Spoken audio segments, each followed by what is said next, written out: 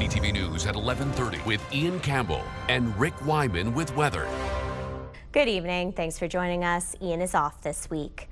Police in North Bay are looking for help after a crossing guard was struck by a vehicle last week.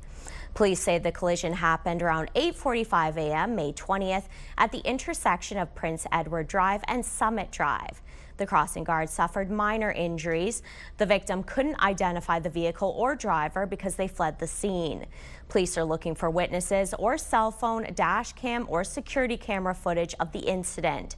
They're also reminding motorists to slow down in school zones and pay attention to crossing guards who play a vital role in children's safety.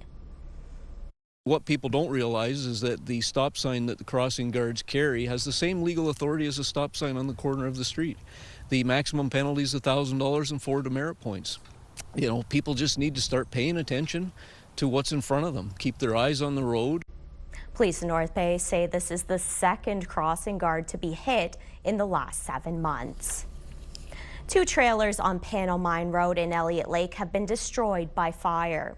Crews responded to the blaze yesterday morning, finding 2 trailers engulfed in flames. Firefighters were able to contain the blaze to the trailers and protect nearby trees. No one was injured, and the fire has been deemed accidental in nature. Provincial police in Kirkland Lake have released information today about a major drug bust from last week. More than $176,000 in suspected fentanyl and crystal meth were seized May 19th as part of an investigation. A warrant was executed for a home on Government Road East, where police seized the drugs along with weapons and other items used in trafficking. A 49-year-old man from the community was arrested. Leaders in mining, automotive, energy, and government were in Sudbury today for a conference that normally focuses on the battery and electric economy. But this year, the focus shifted to critical minerals. CTV's Angela Gemmel reports. Autonomous, zero-emissions vehicles. These are just prototypes, but are an example of what's possible from Canadian collaboration. There's a lot of excitement around that Canadian innovation and being a little bit more boastful about what we can do and not being as shy to show it. The prototypes are part of a national initiative called Project Arrow and show how Canada's critical minerals can be used. They were the main attraction at the BEV In-Depth conference in Sudbury. We have, our critical minerals. We have some of the defense stuff with robotics. We have, looking to the future with mining. So it's really kind of a mixed bag of, but I think the end result is, critical minerals feed into all these different aspects, all these different industries. Jeff Golin from Valley Base Metals was part of a panel on how Canada can build a sovereign critical mineral supply chain from exploration and extraction to processing and manufacturing. There are gaps in the supply chain, though. The product needs to be turned into something like a battery, like a car, like a telecommunications satellite. And so we need to have more manufacturers here in Canada or abroad that want those Canadian minerals. That's where the gap is turning our finished nickel into final products. When those gaps are closed, collaborations like Project Arrow is the result. What you're seeing behind us is the combination of several dozen suppliers, partners, education systems, and other members in the ecosystem bringing together the technology and the innovation to develop these 2 vehicles. Angela Gemmel, CTV News, Sudbury. Homelessness is a growing problem in Timmins, and officials with the Cochrane District Services Board say more coordination, funding, and housing options are needed. CTV's Lydia Chubak has more.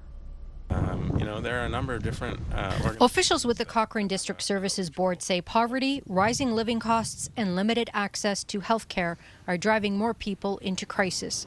The District Services Board receives about $6 million in provincial homelessness funding, plus about $1 million through the federal Reaching Home program. However, officials say the board still has not received its provincial homelessness prevention funding allocation for this year, making it difficult to plan new programs and housing initiatives. We're we're coming into June now, we still don't have our homelessness prevention program allocation for this year or the next 2 years. At a recent meeting, Timmins City councillors passed a resolution requesting more government support. I'm just exasperated. We take the brunt of the blame for an issue that is largely provincial and federal responsibility, to at least come to the table and give us a dedicated stream of funds to do this. With adequate funding, Cochrane District Services Board hopes to expand supportive and transitional housing options in Timmins, including possible uses for buildings it owns on Spruce Street South and in South Porcupine. Because we have to start focusing on keeping people out of homelessness and out of shelter, because once, people enter a shelter system, it's difficult to get out. Marks adds the district's geared to income housing waitlist remains at about 2,000 people, roughly matching the number of available units. The flows into poverty and homelessness are much greater than any one particular municipality can possibly resource to stem that tide. Marks says while municipalities are doing what they can, homelessness is a national issue which will require coordinated action from all levels of government. He adds a community leaders meeting planned for late June involving municipalities and First Nation leaders could help create a more unified strategy across the region. Lydia Chubak, CTV News, Timmins. A committee of North Bay Council voted this week to decommission and demolish the West Ferris Arena. The recommendation is now heading to Council next Tuesday for final approval. This followed debate that highlighted North Bay's long-term ice needs, facility condition, and future plans for the recreation complex. A study determined that North Bay doesn't need 6 ice pads, and the master plan for recreational facilities concluded that there is no operational need for the arena. Councillor Tanya Vrebosch argued the process to get to this point has been all wrong. My question is that we asked for the building condition assessment. We didn't get the building condition assessment, but what we got was, here's our recommendation to demolish, and here's what it could look like, and the beauty of what it could look like when we've asked only less than 1% of the population. The report revealed over the past 10 years, the city has done the bare minimum to keep the arena operational. The West Ferris Arena was built in 1967 at the Sam Jacks Recreation Complex.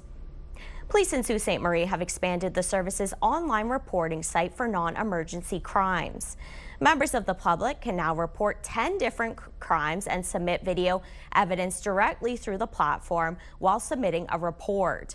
The platform also includes access to the security camera, bicycle, and wandering or vulnerable persons registry. Originally launched in 2020, the site was to report fraud and scams as well as unsafe driving conditions and traffic issues. It's time now for a short break here on CTV News. Coming up, we'll have your full weather forecast, but for now, we'll look at the current conditions around the region. And we're getting closer to the weekend. Temperatures are still holding steady above seasonal temperatures, continuing still single-digit temperatures in Wawa, though. Clear skies there, cloudy skies in Sudbury. We do have some sunshine in the forecast for this weekend. Rick will have those details coming up next. You're about to see the weather forecast that we should have had last weekend for the long weekend. Our forecast radar, courtesy of Environment Canada, maybe a smidgen of rain, chance of showers 30 or 40% in 2 areas across the northeast for tomorrow. But again, that 30, 40, 60% chance of showers not happening. A nice streak of sunshine about to hit the northeast. Sudbury Nickel Belt cloud clearing by about noon tomorrow, 23-year high. Saturday, Sunday, Monday, Tuesday, and Wednesday. Take a look. 3 consecutive days of sunny skies, 20, 21, and 20. Then sun and cloud Tuesday, Wednesday, 20 and 22. Normally, you're sitting at around 20. So a nice stretch of weather and conditions. Even the evening temperatures are ideal. Moving on over to Sault Ste. Marie, Algoma. Check this out. No less than, well, you've got 5 consecutive days, 2, 4, 6 consecutive days. Got to work on the math of sunshine. Sunny skies at 20 and 21, 19 and 21. So again, you're normal this time of the year, hovering at around 19 degrees. No one is complaining in Sault Ste. Marie or Algoma about the forecast. Timmins Cochrane campus. Casing, meanwhile, chance of showers 40%, then clearing. 17 your high, 20 on Saturday, 20 on Sunday, 20 on Monday. 3 consecutive days of sunny skies. Tuesday and Wednesday, sun and cloud, 21. And Wednesday going all the way up to 25, 5 degrees higher than your normal for this time of the year. Let's have a look now at Temiskaming Shores, Kirkland Lake. Slight chance of showers at 30%. I wouldn't want to mortgage the house on this one. 20 your high, Saturday, Sunday, Monday, 3 consecutive days of sunny skies at 20, 20, and 20. How about Tuesday and Wednesday? Sun and cloud, 20 and 24. Even on Wednesday night, 12 degrees the expected low. That's going to be a warm one. 20 your normal for this time of the year. Let's wrap things up now with North Bay, West Nipissing. Sun and cloud tomorrow at 20, 19 on Saturday, 20 on Sunday, and 20 again on Monday. A stretch of 3 consecutive days, nothing but sunshine. Tuesday, Wednesday, sun and cloud, 19 and 21. Your normal at 20 for this time of the year. So, Amanda, it's going to be a nice weekend. It's going to be a nice week for all intents and purposes. It's about time you go out and enjoy. Thank you for that, Rick. And speaking of, it's patio season across the north. While construction and delayed street sweeping may have prevented patios in Sudbury from opening on time, officials with downtown Sudbury say not to worry, you will see them soon. CTV's Lindsay Alick reports. A handful of patios have opened in Sudbury's downtown, but the BIA says many more should be popping up in the coming days. This following delayed street sweeping and construction. Still, officials are expecting around 17 patios in the core. Right now we're hovering about the same. We're looking possibly at adding 1 or 2. So we've got some new restaurants opening. We're really excited. They're just trying to get going. The permit program for patios began in 2016, but really gained popularity during COVID. So far this year, 8 permits have been issued. We do have a streamlined process and we're happy to walk people through the process. So just come speak with planning services and we'd be happy to give people guidance on how to work their way through the process. As for what it's done for the downtown core, It's made it easier for us when we do events too, because it's easier for people to kind of hop from, the Columbia Festival over and grab, lunch or a beer on the patio, and then come back and enjoy and still enjoy the vibes, a few feet away from it. And really kind of embrace those things. So the festival atmosphere has gotten a lot better downtown. We've seen a lot more festivals want to come downtown, and that's a big part of it. And it's really helping the hospitality sector kind of get its own vibe going as well. As with openings, the closure of patios in the city is weather dependent, with many able to remain open most years until mid-October. Lindsay Alick, CTV News, Sudbury. Community members came together today for the grand opening of an affordable senior housing development in French River. CTV's Madison Merrier tells us more. The French River Horizon has 30 units with 29 already filled with residents. Officials say the housing development has brought in many people to the community, but also allows more people to age in Noelville. Our seniors, it came to an age they had nowhere to go. Their houses were too big. They wanted to downsize. They had to move out of our community, move to neighboring Sudbury, neighboring North Bay. I sold my house, moved to Batascan, Quebec, was there for 28 months and decided, okay, I'm moving back home again. Our friends that live here come over and we have our 5 o'clock happy hour and they love it. Yes, it's very nice here. I'm very happy to be here. The development was built with accessibility in mind to ensure seniors can age in place while maintaining independence. What makes me happy is that our long-standing citizens don't have to go to Sudbury or Sturgeon Falls for their senior years, the best years of their life. And this complex offers them, security. It's made for people with mobility issues. Prevost says the units are situated right beside the paramedic station with a connecting gate to ensure fast access to health care. They offer PSWs, homemaking, and all sorts of other services that seniors need depending how old or what kind of condition they are. And then we're working with the health unit and the dentist to make sure that they are physically and mentally okay. And that's the beauty of being here. The project was envisioned by Noëlville's first mayor in the 1970s, and Prévost says the dream is now a reality for the small community. Madison Marier, CTV News, Noëlville. If you've ever wanted to own a pirate ship, now is your chance. The tourism company that owns 4 ships is looking for a buyer. CTV's Peter Sperling takes us aboard. Welcome aboard the Grey Ghost, matey, the finest ship to ever sail any of the 7 seas, or at least Moody's Bay. Owen McGowan loves his job, also known as... My pirate name is Big Muscle Russell.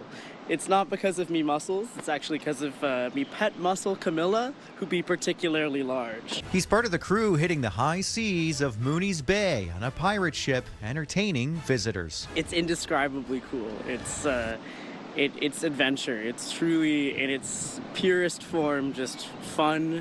In search of tourists' gold, it's an anchor attraction here. Fun for families and children by day, escape games for adults in evenings, and now a chance to own it. Pirate Life, a tourism business here in Ottawa and in Toronto and Hamilton, is for sale. This ship can be yours. We're a local attraction with almost 20 years of history in Ottawa, 10 years of history in Toronto. So much so that we've had young people who came on the boat when they were 4, 5, or 6 years old now apply and work with us during the summertime. Owner Matt Slayman says he's planning on moving to Europe with his wife and is looking for a buyer. And it's such a beautiful business. I mean, this I think is great for someone who wants to work outdoors during the summertime. They want to be down here on the docks, living their best life from May to October. For sale, the business. 4 40-foot pirate ships in multiple locations, along with waterfront leases, licenses, and permits. I think it's a great tourism experience. Sounds like a fun time, and I'm sure they'll have a lot of interest. Oh, if I was ever in the market for one, I'd surely get it there. Maybe not this time. I got my small one for now. Slayman says programs are running all summer. And in the event we don't find a buyer, I'll still be captain of these ships and we'll still be cruising. With Big Muscle Russell looking forward to another season. What we have here is really special. Peter Sperling, CTV News. Billions of soccer fans around the world are waiting with feverish anticipation for next month's World Cup. And you can expect a group of Manitoba farmers to be watching their screens very closely. As CTV's John Hendricks shows you, their grass is being used in the competition. Gift ready. Manitoba won't be hosting any of the Canadian matches for the upcoming 2026 World Cup.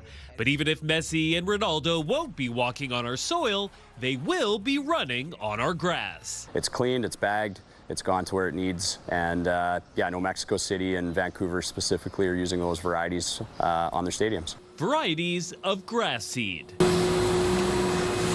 Manitoba farmers have produced 2 special types of ryegrass seed that DLF Canada calls Fiesta Cinco and SR 4700.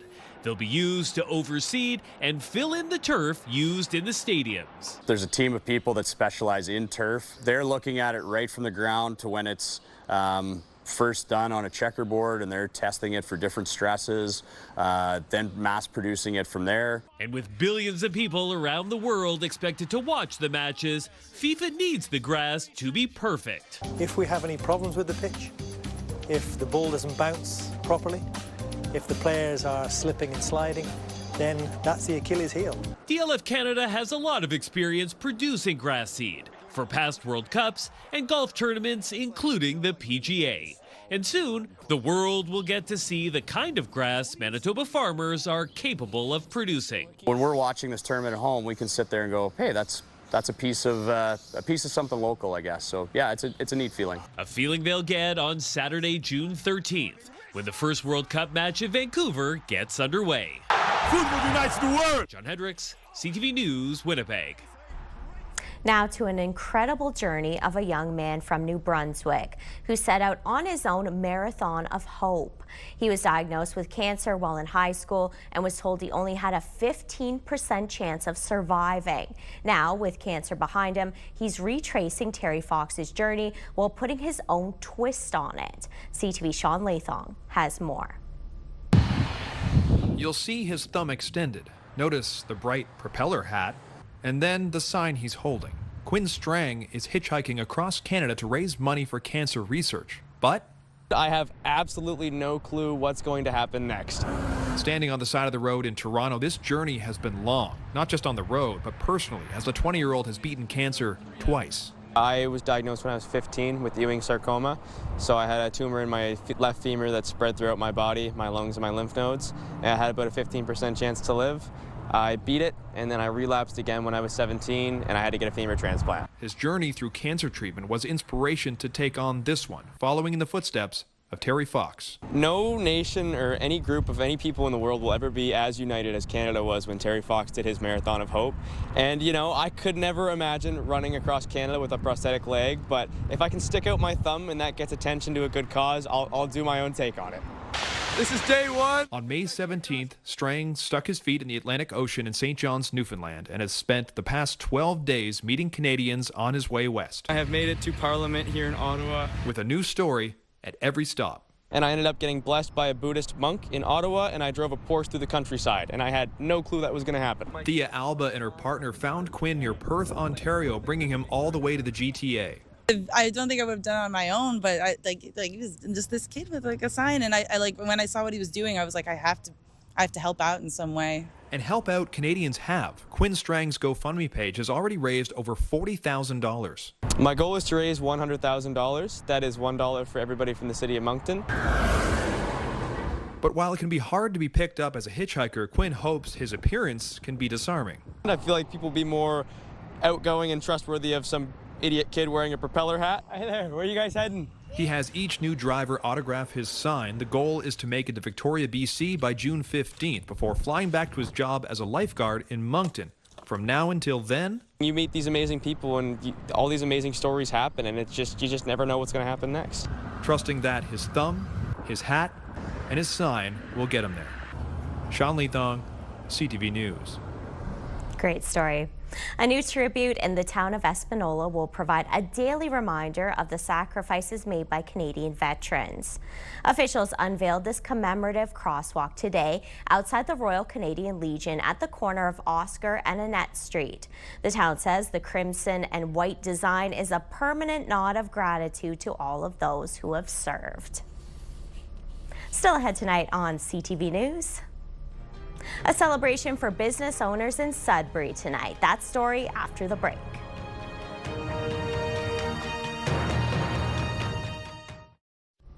The YMCA of Northeastern Ontario and Ontario Provincial Police are teaming up to support an overnight summer camp experience in August for Indigenous youth at the Wise John Island Camp near Spanish. Negon Mo's Walk runs over 4 days for youth across the province ages 13 to 17. Organizers say this camp experience is designed to help youth find leadership skills, assist with their cultural connection, confidence building, and develop a strong sense of belonging. Campers will also engage in Indigenous teachings mixed with traditional outdoor adventure programming. So I look at my home community of Henby Inlet First Nation. There's been multiple kids from Henby Inlet that have come and experienced it, and firsthand I've seen the difference and impacts that one, a network can make, and one, of understanding and belief of who you are. There was an incredible alignment of values and purpose between what we do and what both the OPP and this program delivers. Really, it was a natural fit. Financial barriers to participation have been removed to ensure youth can access this opportunity at no cost. Finally, the best and brightest in the business community were in the spotlight in Sudbury tonight.